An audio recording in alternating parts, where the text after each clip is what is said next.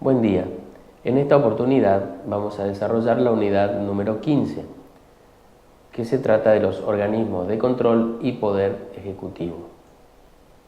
En este espacio nos referiremos a los organismos de control como ser la Auditoría General de la Nación, el Defensor del Pueblo, el Ministerio Público, refiriéndonos a cada uno de ellos con sus respectivas funciones, competencias, funcionamiento y composición.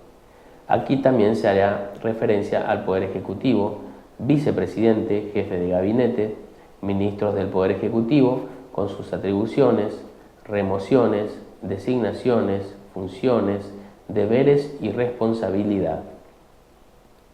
Auditoría General de la Nación, organización y funcionamiento, competencia, funciones, artículo 85 de la Constitución Nacional, áreas sujetas al control. La Auditoría General de la Nación es un organismo que brinda asistencia teórica al Congreso para el control de la administración pública y que posee autonomía funcional.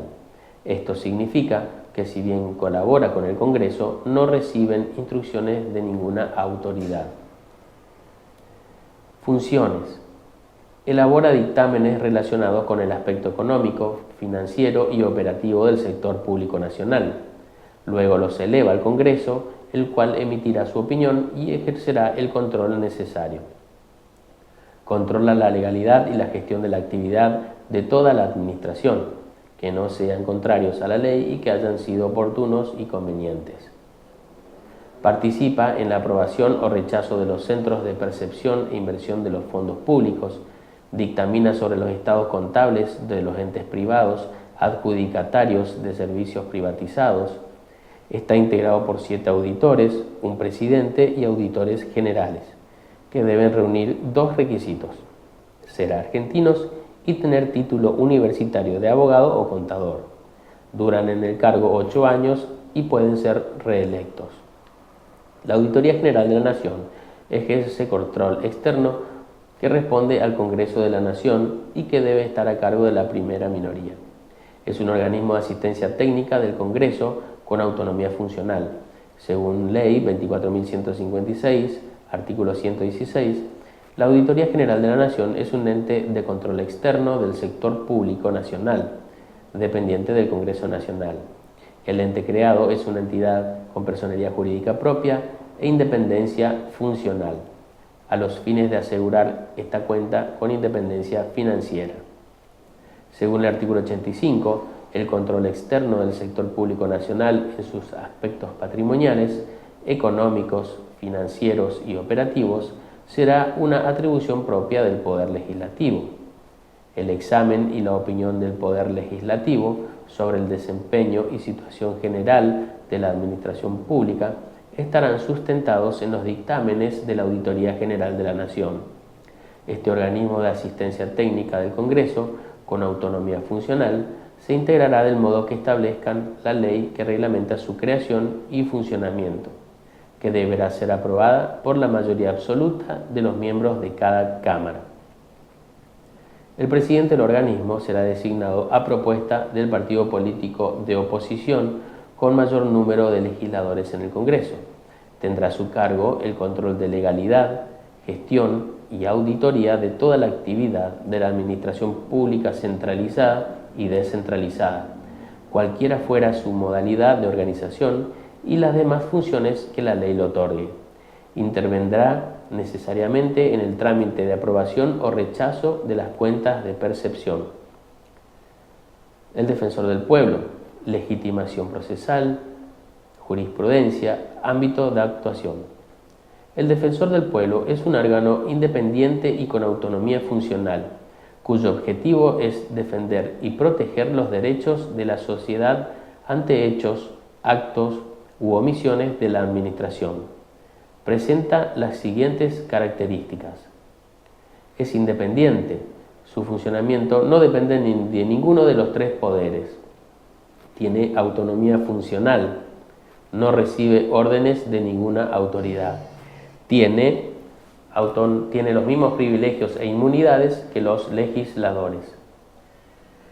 Sus funciones son las siguientes: defender a la sociedad y a los ciudadanos de las amenazas o lesiones que la administración pública o las empresas privadas que representan los servicios públicos puedan causarles a través de actos u omisiones arbitrarias que pueden afectar derechos o garantías amparadas en la Constitución o tratados internacionales.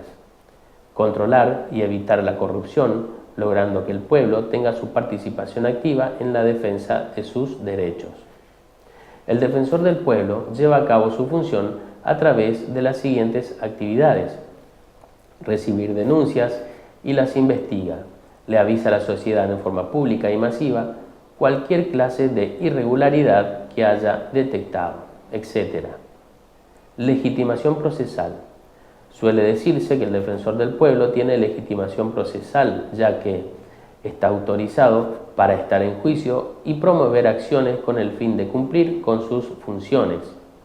Puede iniciar la acción de amparo para defender los derechos del medio ambiente y del consumidor.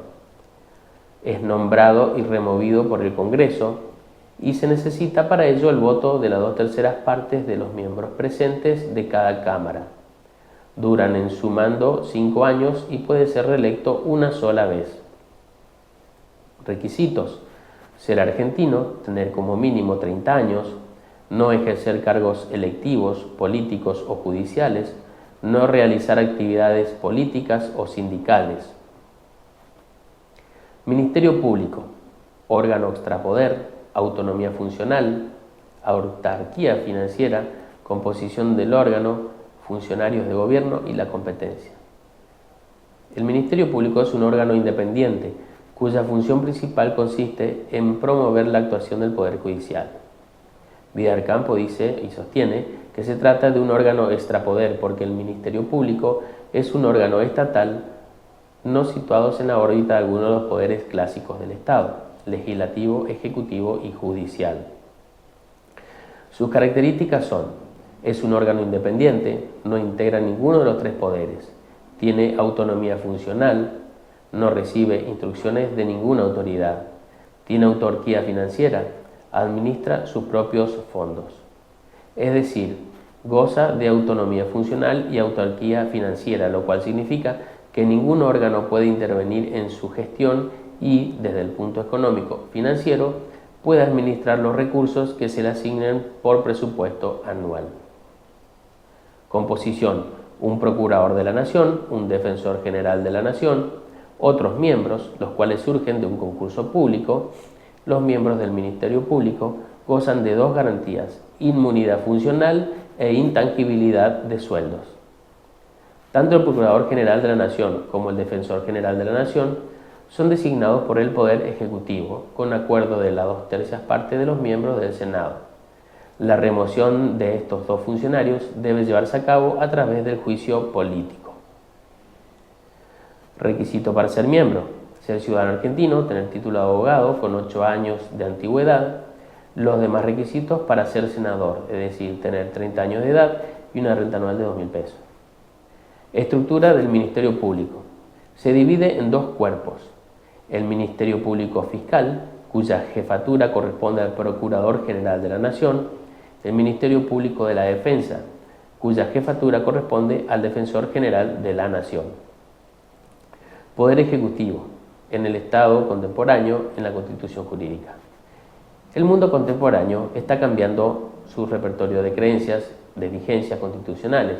Algunos de los problemas de los que el constitucionalismo clásico se hacía cargo ya no son problemas o son desplazados por otros de importancia mayor. Ha entrado en crisis la idea positiva de la legalidad. Todo giraba en torno a la legalidad de la regulación normativa. Todo ese normativismo legal ha sufrido un impacto tremendo con las doctrinas vitales, la vuelta a la realidad, a la vida, a lo social. Las proposiciones normativas pasan así a ocupar un plano de seguro orden en la vida jurídica. En la Constitución entran otros elementos: la realidad política, las conductas y también las valoraciones. Por otra parte, se da una tendencia universal a la concentración de facultades mayores en el Poder Ejecutivo. La legislación, axiológicamente, no es la primera ni la más importante de las funciones estatales. La dirección política acentúa en el Poder Ejecutivo la supremacía efectiva. Como poder de ejercicio continuo, reúne también la administración del Estado con el gobierno específicamente político y se toma en el órgano más fuerte. El Parlamento declina. Las elecciones en nuestro país dan un giro rotundo. La supuesta representación del pueblo por sus gobernantes sufre un golpe con la realidad actualmente de los grupos de presión. Tan evidente parece la ineficacia de las formas representativas, tan notorio es que el Parlamento no representa al pueblo, que la representación verdadera hay que buscarla en la única parte donde puede estar, en los grupos sociales que asocian intereses comunes. Otra vez, la realidad tiene que mostrarse crudamente prescindiendo de las previsiones normativas de la Constitución. La crisis del constitucionalismo clásico nos advierte de su importancia. Su problema constitucional más agudo no está en redactar constituciones técnicamente perfectas, está en asentar un orden que dé vigencia a las pautas del valor que se quieren en la actualidad.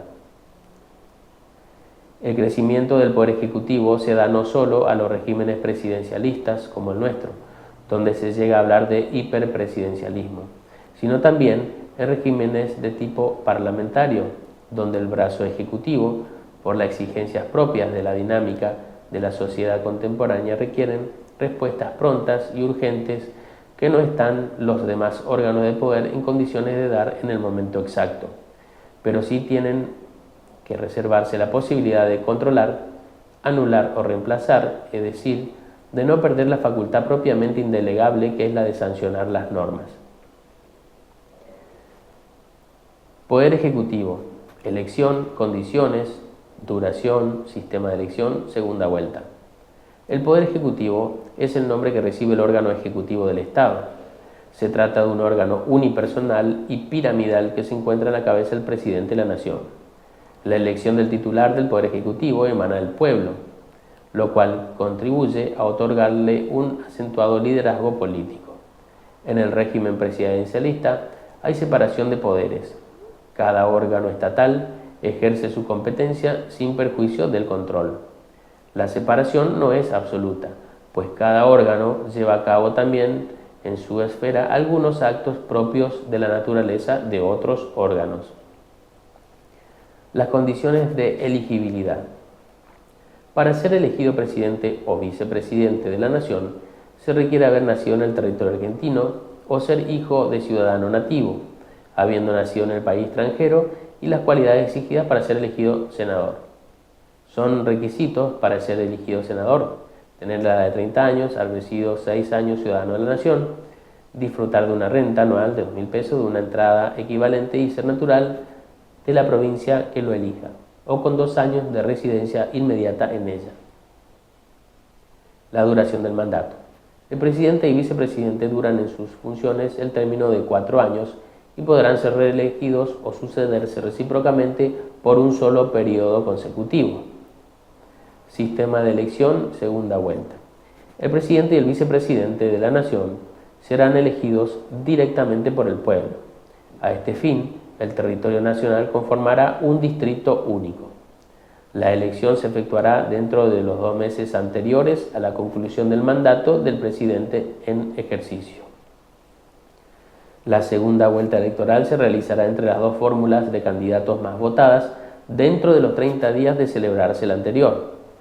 Cuando la fórmula que resultare más votada en la primera vuelta hubiera obtenido más de 45% de los votos afirmativos, válidamente emitidos, sus integrantes serán proclamados como presidente y vicepresidente de la Nación. Cuando la fórmula que resultare más votada en la primera vuelta hubiera obtenido el 40% por lo menos de los votos afirmativos válidamente emitidos y demás existiere una diferencia mayor de 10 puntos porcentuales respecto del total de los votos emitidos sobre la fórmula que le sigue el número de votos. Cuando no ocurriere ninguna de estas 2 hipótesis, se debe realizar un segundo acto electoral. Con respecto a la doble vuelta, es viable que alguna vez ocurra una de las siguientes hipótesis: que el partido que ha postulado la fórmula que debe competir en la segunda vuelta decida retirarse y abstenerse, que sean los candidatos de la fórmula los que adopten similar decisión, lo que abre alternativas, que el partido no acepte la declinación personal de los candidatos o que la admita, que un candidato fallezca, que un candidato incurra en una causal de inhabilitación. Vicepresidente, funciones. Esta institución presenta, en cuanto a su naturaleza, características complejas. No forma parte del Poder Ejecutivo porque este es unipersonal y el vicepresidente no comparte las atribuciones de su titular. Su ubicación es el Poder Legislativo, donde desempeña la presidencia del Senado. Solo vota en caso de empate. La Constitución Nacional le asigna dos funciones relevantes. Una potencial que ejercerá ante la falta del presidente, ocupando el lugar de este, y otra permanente que es la de presidir el Senado de la Nación.